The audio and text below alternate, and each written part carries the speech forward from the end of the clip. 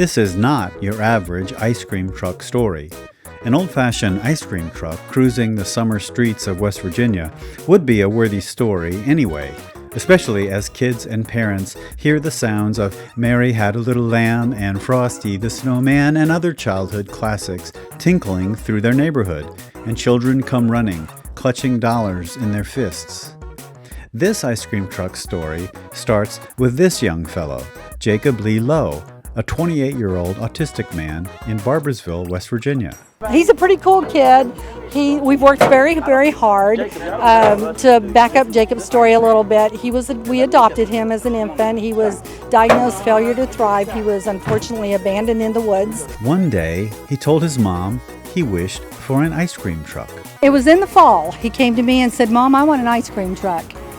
And my response was, "Buddy, you find one and we'll get you an ice cream truck." Of course, not knowing that he would really find an ice cream truck. But an ice cream truck costs a lot of money. How to afford one? A family friend, Cabell County Sheriff's Deputy Ronald Baki Miller, had an idea. Baki came up with an idea of doing a GoFundMe page. And we did, and it was very successful. The ice cream guy offers both classic and cool treats like Klondike bars, banana babies, choco tacos, fudge bars, drumsticks, ice cream sandwiches, and multicolored popsicles. But, like lots of things, the COVID-19 pandemic changed everything.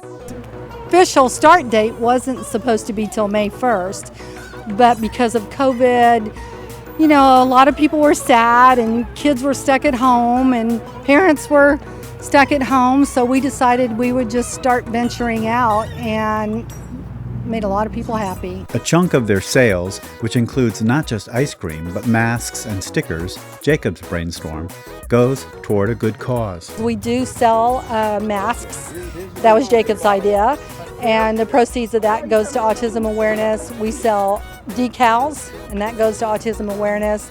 And then the water is made from the Sage water plant, and so that's all packaged and with people with disabilities. For all of Jacob's specialness, Shirley, his mother, is a special person too. I owned a daycare center, and I was a foster parent because I would take children in my center that needed a placement, for an overnight or just for a short stay.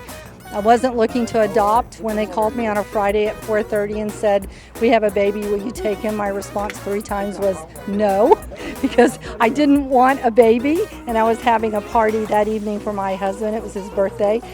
And they said, it's an emergency placement, we need to take him. And of course I said yes, but you better be at my house at Monday morning at 8 o'clock. And 28 years later, he's still with me, and he's the best thing that's ever happened to me. He's my blessing and everybody else's blessing. He makes everybody happy. It's almost making me cry just to think about it.